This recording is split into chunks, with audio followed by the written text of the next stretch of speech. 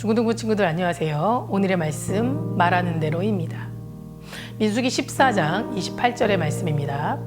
그들에게 이르기를 여호와의 말씀에 내 삶을 두고 맹세하노라. 너희 말이 내 귀에 들린 대로 내가 너희에게 행하리니. 여러분, 민수기 13장과 14절 말씀의 배경을 보면 애굽에서 탈출한 이스라엘 백성이 하나님이 약속한 가나안 땅 바로 앞 가데스 바네아라는 곳에 잠시 머물게 됩니다. 그리고 그 땅을 두루 살피기 위해 12명의 정탐꾼을 보냅니다. 가나안을 살피고 돌아온 12명의 정탐꾼은 모세에게 모두 내 평생에 이런 비옥한 땅은 본 적이 없습니다 라고 말했습니다. 그리고 여호수아와 갈렙을 제외한 10명의 정탐꾼들은 그곳을 가보니 젖과 꿀이 흐르는 땅인 것은 분명하지만 그곳에는 아낙 자손들이 어마무시하게 거구여서 그 앞에서 우리는 메뚜기와 같습니다. 그들은 우리보다 강해서 그 백성을 치지 못할 겁니다 라고 말했습니다. 하지만 여호수아와 갈렙의 의견은 달랐습니다. 그들은 그것을 보고 이렇게 말했습니다. 아닙니다. 우리가 능히 그 땅을 취할 수 있습니다. 그들은 우리의 밥입니다. 여호와께서 우리와 함께 하시기 때문에 두려울 것이 없습니다 라고 고백하게 됩니다. 여러분, 참 신기하지 않습니까? 똑같은 것을 보고 와서 어떻게 이런 다른 의견들이 나올 수 있는 걸까요? 우리의 삶도 그렇습니다. 우리에게 닥친 똑같은 상황 속에서 우리는 서로 다른 시각으로 바라보기 때문입니다. 똑같이 신앙생활하고 똑같이 교회 다니고 똑같이 말씀을 들어도 그것을 받아들이는 태도가 너무나도 다르다는 이야기입니다. 어떤 사람은 오늘 주신 말씀이 내게 꼭 필요한 말씀이야 라며 은혜를 그대로 받아들인 사람이 있는가 반면에 또 어떤 사람은 이게 무슨 말씀이지? 그래서 나한테 어떡하라는 거야? 라며 그 말씀을 오해하고 불평하며 받아들이지 않으려는 사람도 있습니다. 이렇게 의견이 나눠지는 데는 이유가 있습니다. 나에게 주어진 상황을 어떻게 바라보고 말하느냐의 차이인 겁니다. 첫 번째, 무엇을 바라보느냐입니다. 무엇을 바라보고 잘하느냐에 따라서 그 사람의 비전이 달라지게 됩니다. 늘 부정적인 것만 보고 자란 사람들은 긍정적이고 선한 것을 바라볼 수 없습니다. 10명의 정탐꾼들은 무엇을 바라보았습니까?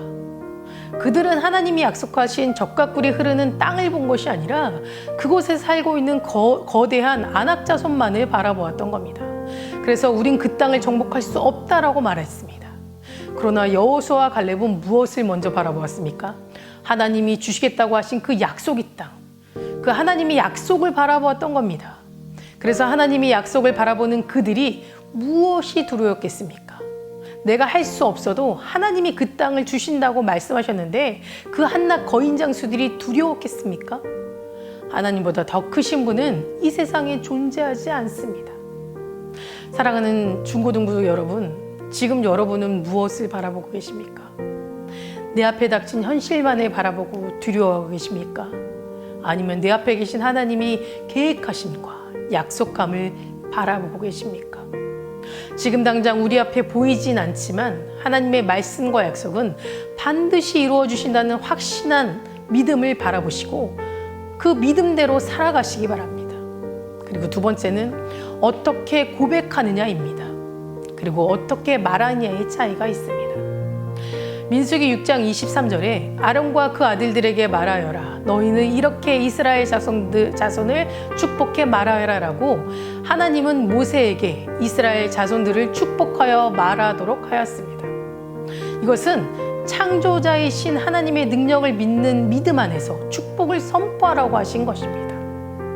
잠언 18장 21절에는 죽고 사는 것이 혀의 능력에 달렸으니 혀 쓰기를 좋아하는 사람들은 그 열매를 먹을 것이다 라고 말씀하셨습니다.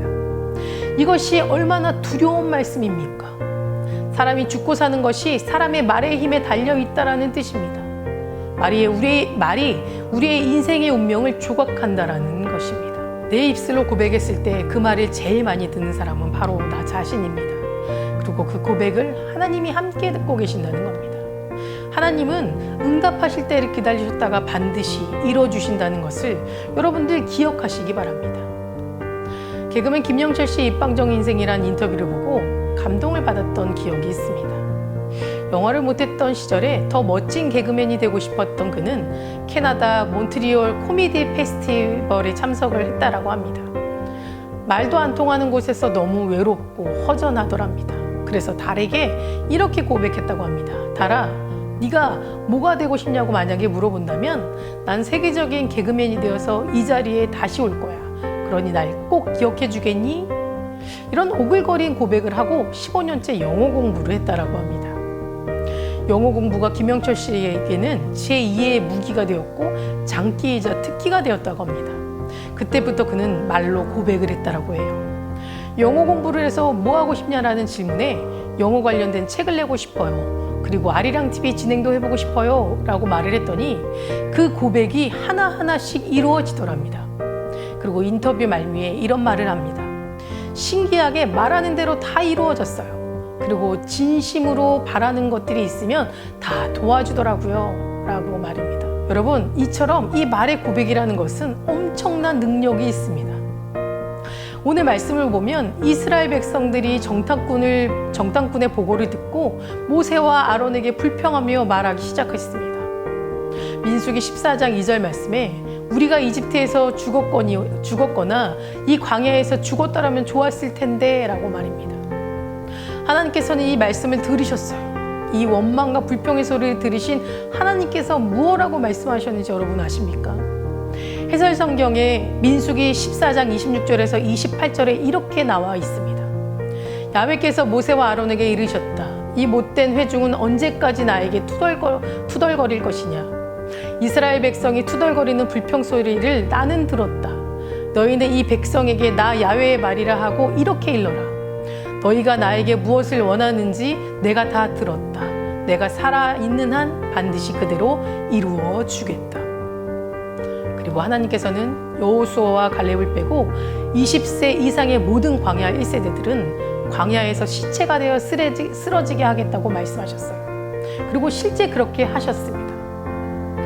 말의 권세가 얼마나 엄청난 것인지 우리는 정말 두렵고 떨리는 마음으로 입술에 파수꾼을 세워야만 합니다. 그리고 불평불만의 소리가 아니라 하나님께서 주신 축복을 선언하며 살아가야 합니다. 왜냐하면 우리가 고백한 대로 반드시 그렇게 될 것이기 때문입니다. 사랑하는 중고등부 친구들, 이 사실을 믿으셔야 합니다. 그리고 여러분의 기도가 기적이 되고 영광이 되고 능력이 되기를 간절히 소망합니다. 다 같이 기도하시겠습니다. 사랑과 은혜가 충만하신 주님 감사합니다. 우리 중고등부 친구들 오늘도 주님 앞에 말씀으로 나아갑니다. 이 예배 가운데 은혜 충만한 시간 낼 수 있도록 도와주시옵소서. 우리가 말하는 모든 것들이 감사와 기쁨과 은혜와 사랑의 고백이 될 수 있도록 주님 우리의 입술을 주장하여 주시옵소서. 불평과 불만하고 또 힘든 것들을 얘기하며 좌절하며 살아가는 인생 되지 않게 하시고 하나님이 주신 그 약속의 땅을 바라보고 소망을 고백하며 선포하며 살아갈 수 있는 우리 중고등부 친구들 그리고 선생님들 되기를 원합니다. 주님 축복하여 주시고 그 인생을 붙잡아 주시옵소서. 우리 아이들이 살아가는 여정 가운데 주님의 인도하심이 있을 줄 믿습니다. 그 인도하심에 따라 묵상하고 기도하며 순종하는 우리 친구들의 삶이 될 수 있도록 도와주시옵소서. 오늘도 주님 안에 큰 은혜를 받고 또 그 은혜를 나누며 살기를 원합니다. 주님께서 축복하여 주시옵소서. 감사드리며 예수 그리스도 이름으로 기도드립니다. 아멘.